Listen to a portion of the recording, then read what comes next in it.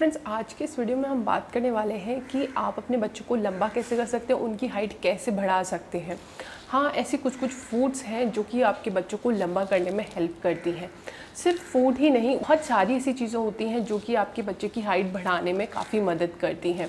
लेकिन इस वीडियो में हम बात करने वाले हैं सिर्फ ऐसे फूड्स की जो कि बहुत ज़्यादा हेल्प करते हैं, क्योंकि फूड एक बहुत ही मेजर रोल प्ले करते हैं बच्चों की ग्रोथ में। और जो भी फैक्टर्स होते हैं जो कि बच्चे की हाइट बढ़ाने में काफ़ी मदद करते हैं, वो सारे फैक्टर्स के बारे में अगर मैं इस वीडियो में बात करने लगी तो ये वीडियो बहुत ही ज़्यादा लेंदी हो जाएगा। इसलिए मैंने इन सारे जो बाकी के फैक्टर्स हैं फूड्स के अलावा, वो सारे फैक्टर्स के बारे में मैंने डिटेल में अपनी वेबसाइट पे लिखा है। उसका लिंक मैं नीचे डिस्क्रिप्शन में आपको दे दूँगी, आप प्लीज़ जाके चेक ज़रूर कीजिएगा। फूड के अलावा वो सारी चीज़ें भी बहुत ज़्यादा इंपॉर्टेंट है अगर आप चाहते हैं आपके बच्चे की हाइट अच्छे से बढ़े। तो फिलहाल चलिए हम स्टार्ट करते हैं अपनी फूड की लिस्ट के कौन कौन से ऐसे फूड्स हैं जो कि आपके बच्चे को टॉल होने में, लंबा होने में हेल्प करते हैं। तो चलिए वीडियो स्टार्ट करते हैं। लेकिन अगर आप मेरे चैनल पे पहली बार आए तो प्लीज़ मेक श्योर कि आप इस चैनल को सब्सक्राइब करें। मैं इस चैनल में बहुत ही अच्छी इन्फॉर्मेटिव वीडियोस लेके आती रहती हूँ जो कि आपके बच्चे की ग्रोथ के लिए और मदर के लिए बहुत ही ज़्यादा हेल्पफुल रहती हैं। तो चलिए हम अपना वीडियो स्टार्ट करते हैं।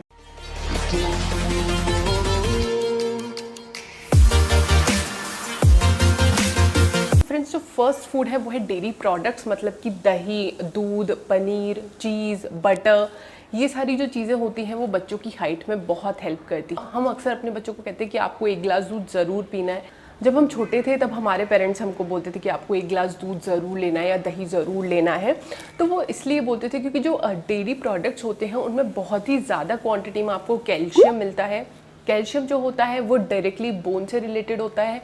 बोन को स्ट्रॉन्ग ग्रो करने के लिए कैल्शियम बहुत ज़्यादा इम्पॉर्टेंट होता है।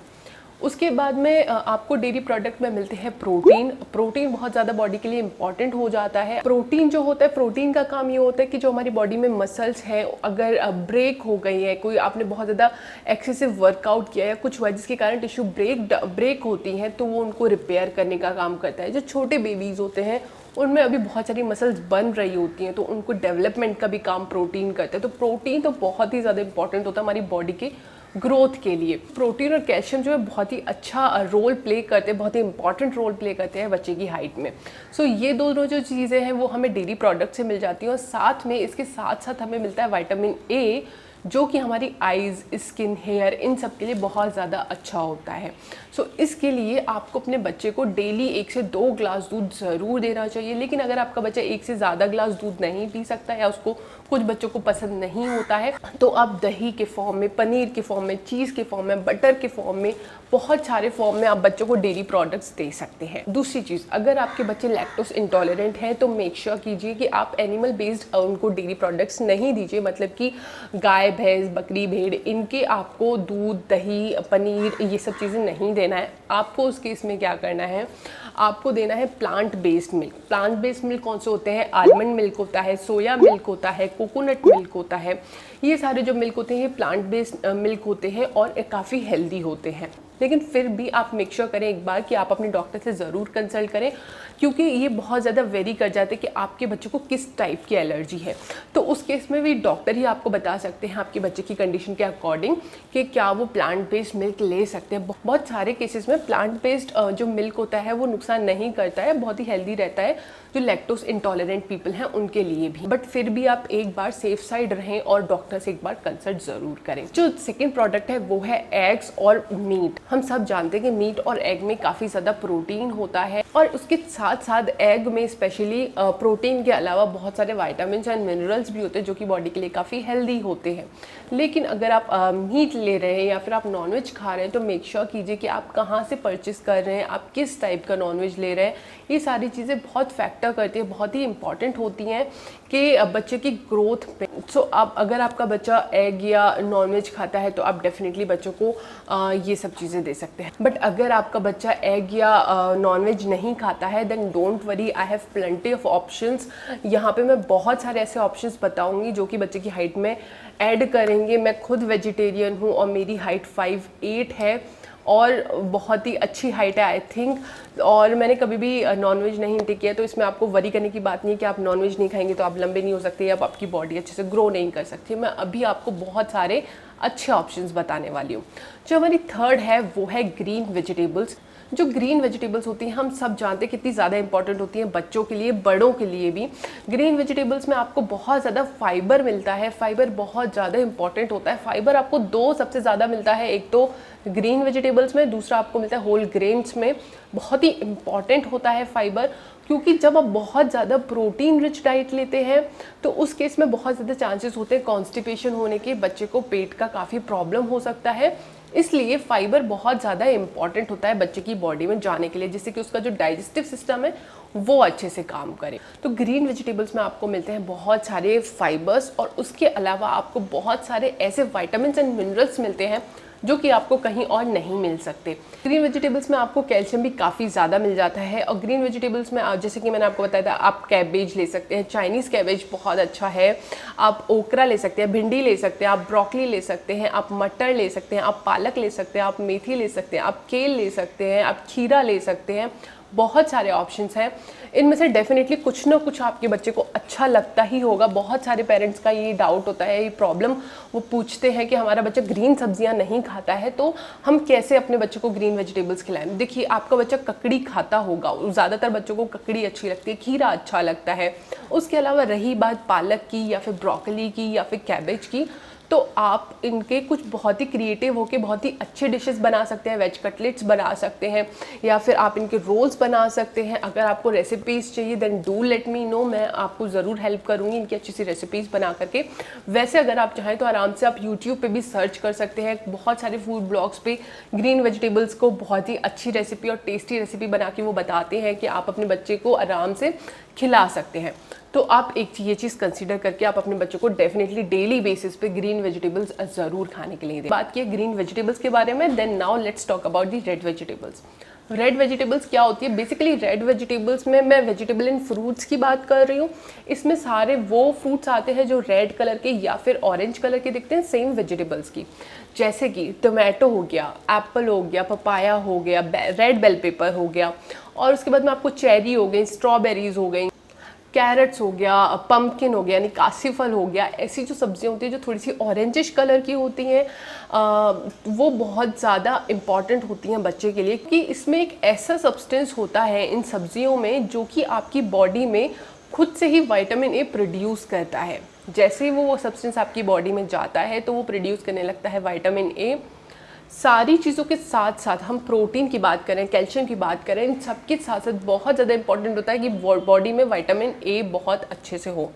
विटामिन ए क्या काम करता है? मैंने थोड़ी देर पहले आपको बताया था, आइज़ की जो विजन है उसमें काम करता है। अगर बच्चे की बॉडी में प्रॉपर विटामिन ए होगा तो उसको चश्मा नहीं लगेगा बहुत जल्दी, तो आपको इस चीज़ का ध्यान रखना है। उसके साथ साथ स्किन, हेयर, इन सब के आपको क्वालिटी में, टेक्स्चर में बहुत इंप्रूवमेंट दिखेगा। उसके अलावा क्या काम करता है? विटामिन ए हमारी बॉडी के इम्यून सिस्टम को बूस्ट करता है, जिससे कि बच्चे जल्दी बीमार नहीं पड़ते। जैसे कि आपने विटामिन सी के बारे में सुना है, विटामिन सी भी बहुत ज़्यादा बच्चों की इम्यूनिटी को बूस्ट करता है, जिससे कि बच्चे बहुत जल्दी बीमार नहीं पड़ते। आपके बच्चे की डाइट में विटामिन ए, विटामिन सी वाली चीज़ें बहुत ज़्यादा होनी चाहिए। और जो हम ऑरेंज वेजिटेबल्स की या फ्रूट्स की बात करते हैं तो बहुत सारे ऐसे फ्रूट्स हैं जिनमें विटामिन सी भी अच्छी क्वांटिटी में मिलता है। इसलिए रेड वेजिटेबल्स को आप अपने बच्चों की डाइट में ज़रूर इंक्लूड करें। लेकिन अगर मैं एक टॉप पिक बोलूँ कि सबसे अच्छी रेड वेजिटेबल कौन सी है जो कि आपको अपने बच्चे की डाइट में ज़रूर इंक्लूड करनी चाहिए अगर आप चाहते हैं आपके बच्चे की हाइट बढ़े, तो वो है कैरेट। कैरेट बहुत ज़्यादा इंपॉर्टेंट होती है। गाजर सीज़न में तो लाल वाली गाजर आती है, वो बहुत ही अच्छी होती है, आप वो दीजिए। उसके अलावा जब सीज़न नहीं होता तो ऑरेंज वाली गाजर आती है, तो आप वो भी दे सकते हैं।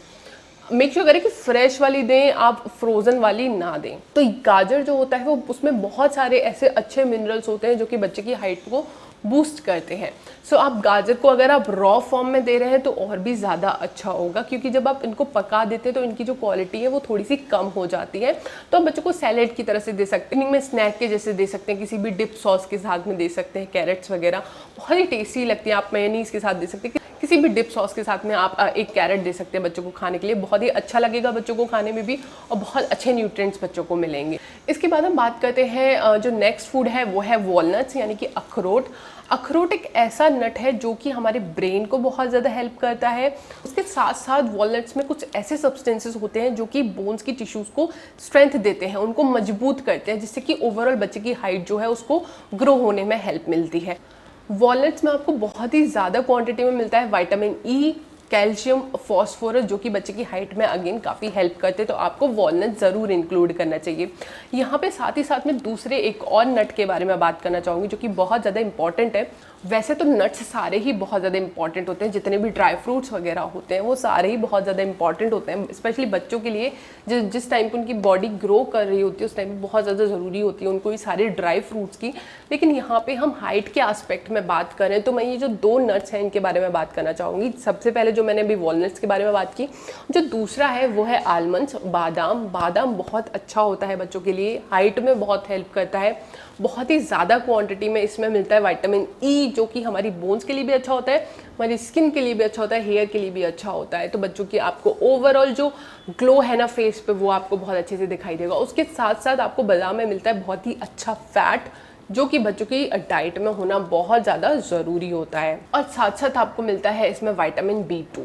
अब मिनरल्स भी इसमें बहुत सारे मिलते हैं। मिनरल्स मिलते हैं इसमें, आपको मैग्नीज मिलता है, मैग्नीशियम मिलता है, फॉस्फोरस मिलता है, कॉपर मिलता है जो कि बहुत ज़्यादा इंपॉर्टेंट होते हैं।